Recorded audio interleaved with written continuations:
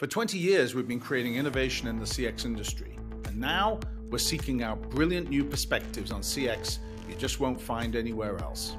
I'm Richard Owen. Welcome to the CX Iconoclast.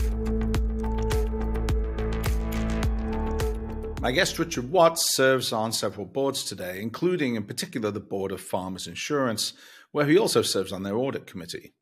It's a pretty logical follow-on to his 33 years at Progressive Insurance. From the time Richard joined Progressive in 1977 to his retirement in 2010, the company grew from a relatively small insurer, writing just $70 million in annual sales, 460 employees, to a Fortune Global 500 insurer with $35 billion in annual sales. When he left Progressive, he left as Group President of Sales and Service, where he oversaw more than 60 million customer interactions, 6 call centers, 9,000 full-time employees, and importantly, the overall customer experience. Now, as part of his board service, Richard continues to focus on customer experience as one of the key aspects of oversight and guidance. So I was glad to get Richard's perspective on CX, since his career encompasses the birth of CX as a discipline, the introduction of Net Promoter Score, and a great deal of evolution that took place in the space. As quite a devoted and a thoughtful steward of the customer experience, who guided many changes and enhancements while at Progressive, Richard, I think, is very well aware of the shortfalls in the field and the challenges that face both incumbent and startup companies. With that in mind, some of the areas of conversation that you might want to especially focus on. In particular, he sort of answers a question you might be asking yourself during a dark night of the soul. Yes, do boards care about the customer experience? In his opinion, they do. He talks about a key shift at Progressive in response to customer churn, from just not celebrating acquisitions all the time, but also a willingness to mourn losses and explore their cause in depth. He points out legacy firms certainly benefit from their longevity and their size, but in his view, their ability to improve customer experience can also be hampered by outdated technology, and perhaps more importantly, the outdated thinking that comes with it. Finally, he observes that humans and machines, in his opinion, will have a happy future living together after all. But we began by talking about boards and their attitudes towards CX. So let's start by talking a little bit about, you've obviously had a long career at Progressive, which gave you probably a bird's eye seat on the entire insurance industry. But subsequently to that, you've been doing a lot of board work. And I'm always interested by the board perspective on customer experience. And I won't prejudge your answer any. So I'd just love to hear your perspective on, how do boards view this topic, or how should they view this topic? Maybe that's a second question. I think it really depends on which board I'm on. Certainly some of the earlier boards were much more interested, I think, more so in the insurance side of my background as opposed to the customer experience side of my background. And so the focus early was very much on how does this help give us basically organic growth. So how is this going to help us grow? And on some of the latter boards that I've been on, it's much been on how do we keep the people that we've got.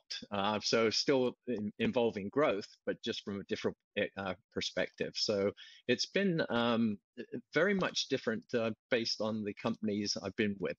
The time at Progressive, and a lot of that has been driven by the CEO of the company. So at Progressive, of course, the CEO was very, very big on acquisition, but then started doing a lot of focus on keeping what we actually put on. So it's interesting your comment about, so you're talking about focus on employees. And obviously that's become a big topic, but it's almost been driven, timing, it seems suspiciously linked to COVID. And also, tight labor market conditions in the US. So perhaps the cynic in me wonders whether or not, if labor markets slacken up in next year as anticipated, are boards going to keep that focus on employees? And this is, an interesting topic right now because, we've seen in this last year, companies like Twitter and Facebook do mass layoffs, companies that historically we didn't think of as doing that. And so are we are we peak employee satisfaction interest right now? Yeah, that's a very interesting question. I'm not sure if it's peak employee, but certainly trying to ensure that the experience for the employee, and a lot of that is driven by the product that is being offered by the company and how easy it is for the employee to service that product. So, and that actually has been a lot of my focus on trying to help ensure that the product is actually friendly to the employee in terms of servicing and just making it possible that it's a great customer experience. Does CX metrics float up to the board meetings? Yes, well, it certainly has been, and on my current board positions, very much so. It's actually one of what I would consider one of the three major KPIs at the company. So, and it's actually at the current company is expressed as an NPS score. And does the board see that as an accountability mechanism for the leadership team? Yeah, absolutely, and it's actually in their part of their actually pay as well. So that seems like one of the appeals of NPS. You can critique it for methodology reasons, but at the end of the day, it's achieved so much prominence and frequency that it becomes a fairly safe option for boards to say, well, let's take a look at this because it's what we're familiar with and everybody else uses it. Is that a fair statement from your perspective? Yeah, and it's a way to galvanize a large organization around quite a simple concept as well. So it's it may be difficult to actually implement and actually get movement and whatever, but it is so good at just putting the guardrails and saying, okay, this is how we're going to do things, and this is it gives everyone a common currency, a common language, and a common goal, and on something that tends to be very kind of this ethereal type measure otherwise. The other thing that at least the successful places I've been have done a lot of great work in terms of relating that the actual a point of improvement, say in NPS or whatever measure they're going to be using, to a financial outcome, and being able to show, like, at Progressive, 1 point of NPS is worth X $million to the bottom line. Then that speaks volumes in the boardroom. Yeah, I imagine. So if you think back 20 odd years, boards obviously have a fiduciary responsibility. The primary interest of the board, you could argue, was the stock price, because at the end of the day, they represent shareholders. And today they are seen as holding at the same time a lot of competing interests. You could call it stakeholder capitalism, but to some degree, the board has to look at this much more holistic view of the company. And that could range anything from social objectives like diversity or ESG objectives through to customer objectives, through to employee objectives. Is it fair to say that boards now have to look much more broadly at the definition of business success than they probably did, say, 20 years ago? Yeah, absolutely. And for each one of the ESG components, they have obviously measures for that as well. But obviously the customer or in a B2B world, especially in insurance, say an agency force is obviously very, very interested in ensuring that we retain them as well as we do any customer as well. Let's switch topics, talk a bit about the insurance industry for a second. So Perhaps I'd just like to kick off by throwing a statement out and tell me whether you agree with it. You know, the insurance industry has been, for the longest time, a fairly, let's call it a limited monopoly. There were a handful of very large brands that dominated the industry, spent a huge amount of money on advertising and presumably customer acquisition, a huge amount of money to try and get people, a small fraction of people, to essentially rebid their policies every year in the hope that they turned out to be slightly better. So sort of stimulated a lot of price competition. Correct. And then there was this idea that that's all going to be broken up by new entrants somehow. You know, we're going to get new companies come into the space and break up that kind of cozy, or maybe nobody would describe it as cozy, but this very limited monopoly. Do you subscribe to that view that this has been a fairly limited competitive environment? And do you think there's new entrants on the way? Yeah, there's certainly new entrants on the way. They're seeming to have limited success. What's happening is a lot of the big guys, so as you described them, or the ones who are spending $1 billion in advertising on national buys and things like that, they of course are also a lot of them have almost incubator type organizations where they're actually trying to become these small up and coming and thinking the same way. And I think a lot of it is thinking like those small companies. So that, you know, when I started at Progressive, it was a $70 million company. It's approaching 50 billion right now. So to try and think like it did as a $70 million company. So they have these basically in what they call an innovation garage, where they actually are thinking like these small startups. And I think the good ones continue to try and do that. So it's often been said the biggest advantage startups have compared to incumbents is their ability to lose money. Now that's, I'm not even being facetious. I mean, at some level, right, if you're looking at a classic investment cycle and you think you're going to lose a lot of money for the first 5 years to establish something, and venture or private equity or even Wall Street's ready to allow you to do that, but not willing to let the incumbents do that, that's a pretty big advantage. Now, you know, it might not be quite as an attractive a proposition as it was a year ago for people to pour money into these businesses, but isn't it a challenge for an existing player to direct funds to a new business model that might not make economic sense for 2 or 3 years, but might emerge as something very, very interesting? Yeah, I think the ones that think like these small startups have to do that, though. I really do. I think they have to, continually do, at Progressive, we used to do a lot of design of experiment work. So always looking for something bigger and better and smarter and faster. Looking at what's happening at General Motors or at Ford or Mercedes-Benz and seeing how they are building cars differently. What's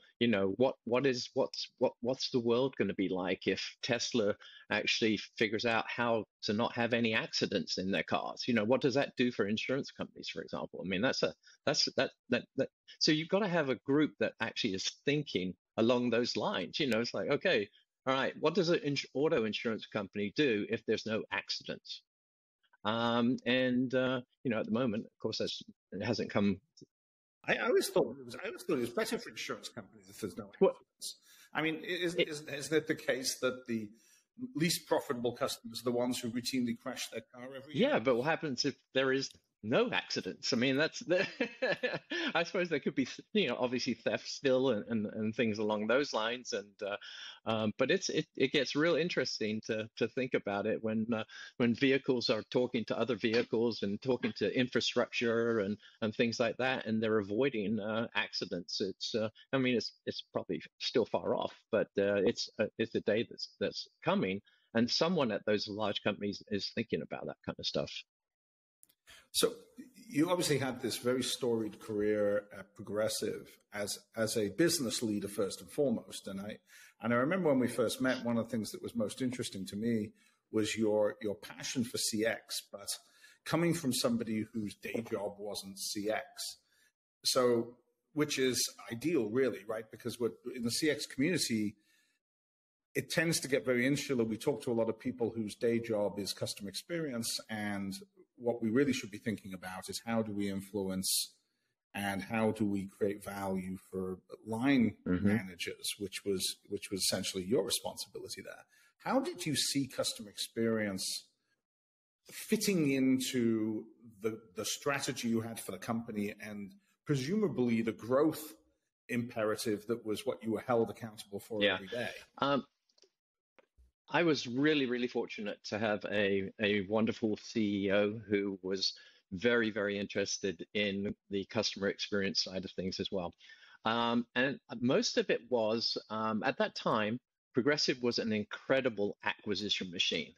Could put on new business left, right, and center, but, had what we would call a leaky bucket syndrome. I mean, they would be losing it, 4 months later, 6 months later, 9 months later, 13 months later.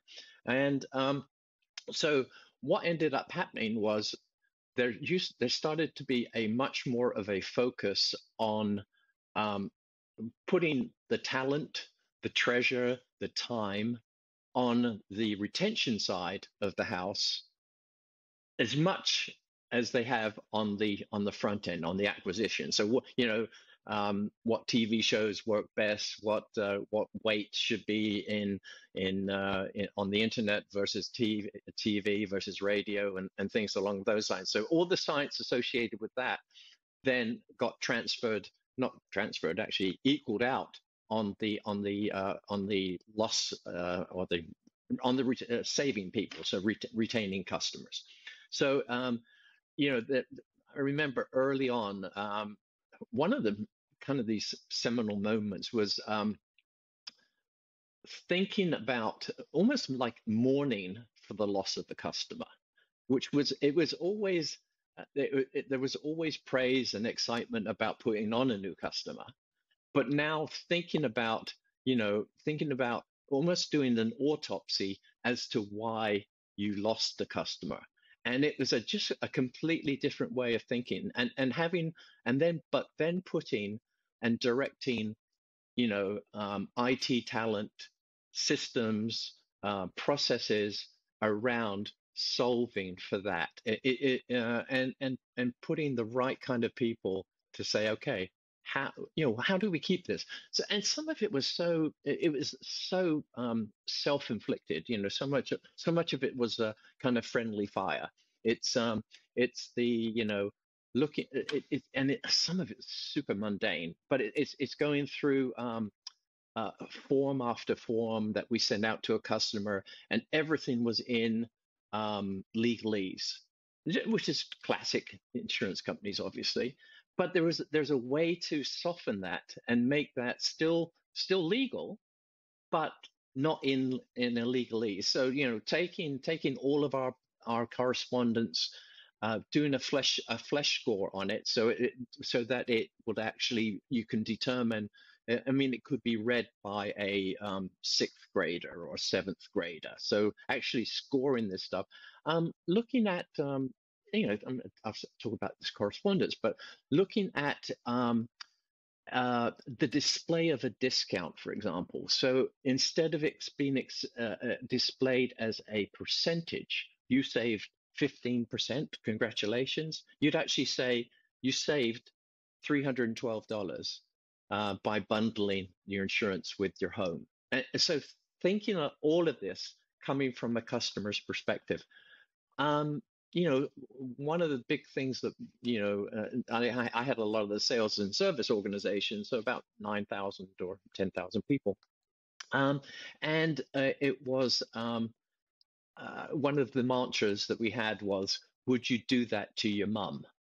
And so looking at every process and whether that's something that you would put your mum through. And it's a simple thing, but it was wonderful to start seeing banners up in the call centers, and pictures of their mums up on the bulletin boards, and just thinking completely different. And then having an apparatus in place that would gather their feedback to say, you know what, we shouldn't be doing this.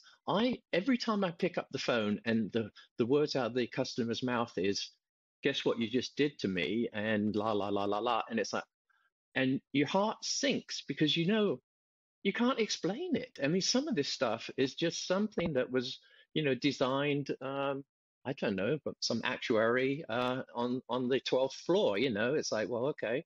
Now trying to explain that to a customer, it just doesn't make sense. I mean, I personally had it where I have a couple of motorcycles, and it was like I decided to, all right, I don't drive this motorcycle, so I'm going to take it off the policy. So I call up and I said I need to drop the bike, and he says, well, you can, but your price is going to go up if you drop the bike because you'll lose a multi-vehicle discount. I said, that doesn't make any sense at all. I mean, it's just things like that. Yeah. That's right up there. That's right up there with airline pricing for craziness. So it's interesting what you talk about there, because a lot of it relates to friction and also to some extent a corporate persona. And if I think about the two things that startups have focused on in disrupting industries, one is they've built personas that are much more familial, casual, almost contemporary, right? The personality of the company, the way it communicates. I think a lot of fintech companies have really done a good job in an industry, financial services, which has historically been, as you said, full of complicated terms, almost as if the goal was to confuse the customer, because that's our strategy. They've adopted very plain language, but they also have a corporate personality that is extremely congenial. And I think that you combine that with simple processes and an elimination of friction, and that in some ways is a large part of the advantage that these companies have, is that they're essentially able to develop that personality. I'd love to have your perspective. I'd add to that though. Business to business insurance. Can I just add? Well. Yeah, just let me add Sorry, to that go ahead, comment though, because I think there's also in a world that adopted IT platforms, back in the 60s. So you've got the insurance side and the banking side. They're sitting on a lot of legacy stuff, and the startups are not burdened by any of that, either that thinking nor actually the platforms as well. So I think that makes them a lot more nimble in that regard. So we tried to do a lot of that, but to be quite frank, it was a lot of lipstick on a pig. Yeah. But that's, it's an interesting topic in its own right. We could talk more about that. I think that on one hand, I completely agree and somewhat sympathize with the issue of legacy IT. On the other hand, enterprise IT organizations are notorious laggards when it comes to adopting technology. And so I think there's an element of self-inflicted wounds, right? I mean, in the transition to the cloud, which was sort of early 2000s, a lot of financial services companies were still making an argument that cloud technology would just never take off in financial services, would never be secure enough. And, you look back now and you say, well, a generous interpretation is that they were conservative. A less generous interpretation is they just didn't recognize that they were resistant to change. And so this issue of legacy technology is to a degree a self-inflicted wound. Yep. Absolutely. Yeah, maybe I'm preaching to the choir a bit too much there. So do you have a perspective, B2B versus B2C? So obviously we've talked a lot about insurance markets, predominantly consumer, but in some ways insurance markets sort of fall into three categories. You've got direct consumer, you've got indirect models of distribution, which are really B2B2C models, and you've got obviously insurance provided direct to business. What's your perspective on the difference between these from a customer experience point of view? I could, on the B2B, so, one of my prior companies I was with had about 30,000 independent agents providing, policyholders to the company. So, and that was about 50–60% of the business. So it was a large chunk. So a lot of their interest was in easy to do business with. So making sure that they've got the basically frictionless, a lot of data fill, a lot of had to be right. It had to be seamless. It had to be able to talk to their homegrown systems, their agency management systems, and things along those lines. So we did a fair amount of basically again an NPS survey in terms of how we were performing on the B2B. We tended to do a little bit more in terms of more questions than is typical on a B2C. We also were very careful to identify whether it was the decision maker, whether it was like an influencer, or a user. So that was being able to identify each one of those, because they all have a completely different perspective. And so it was complicated. To be quite frank, one of the definitely it was a big KPI on that side of it was how easy was it to do business with us. So that was a huge thing.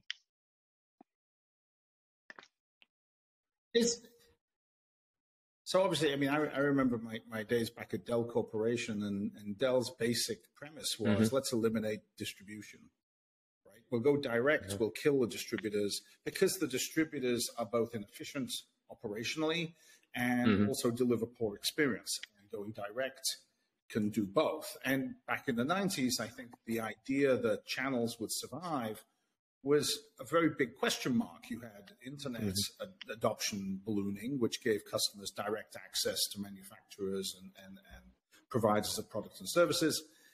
And yet in the insurance market, distribution has, it's fair to say, survived, probably done a lot better than just survival.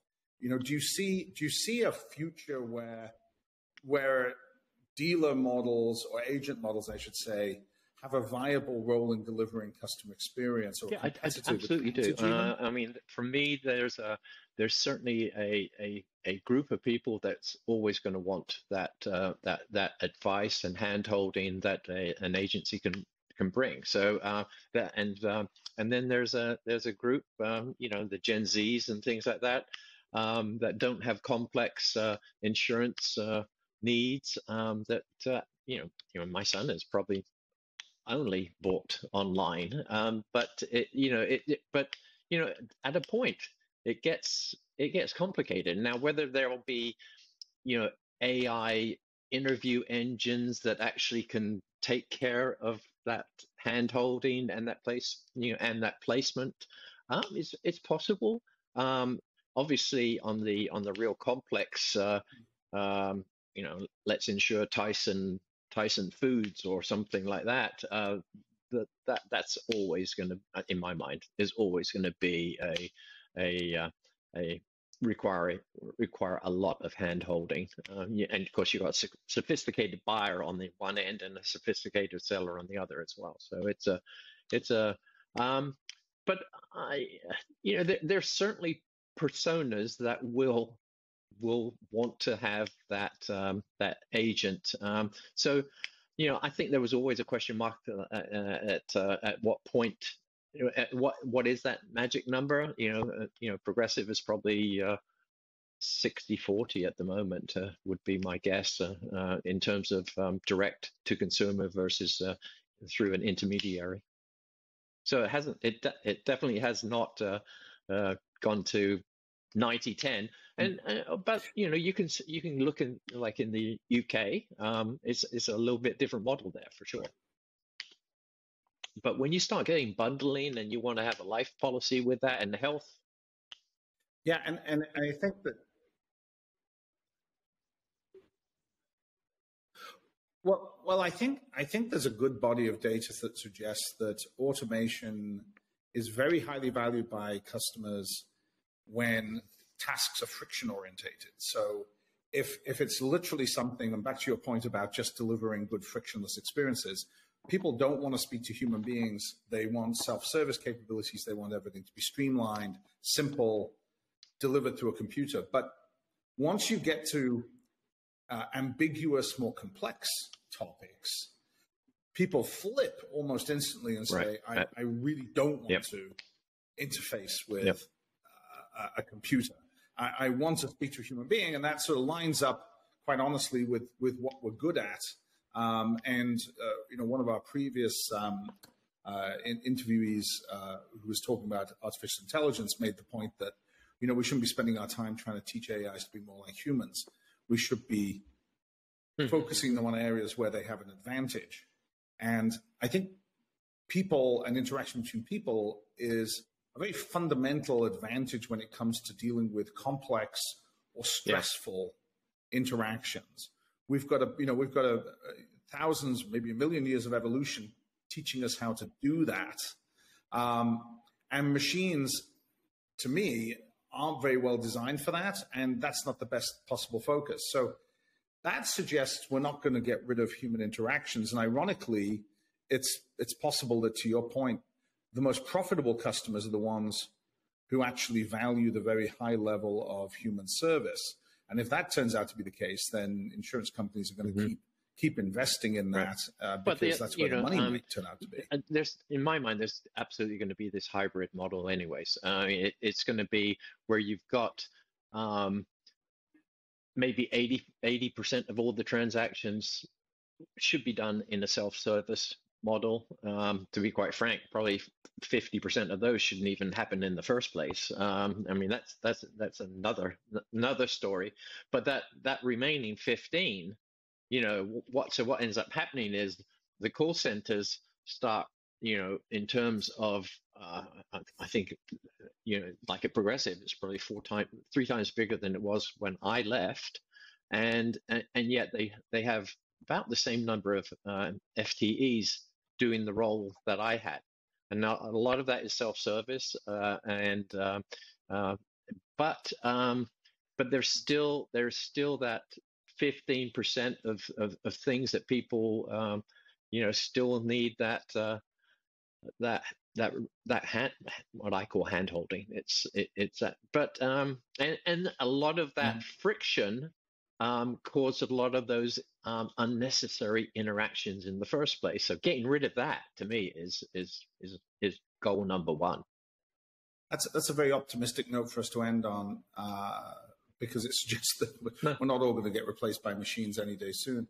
But also, I think it's a good recipe for success if you can automate your way out of friction problems, make a big step forward in delivering CX. That's a pretty big lesson for just about any big business to learn. Rich, it's been an absolute pleasure. Delighted. Thank you very much. I really appreciate it. Hope hurricane season doesn't impede too much. All right. You're so welcome. Thank you very much. Thanks again.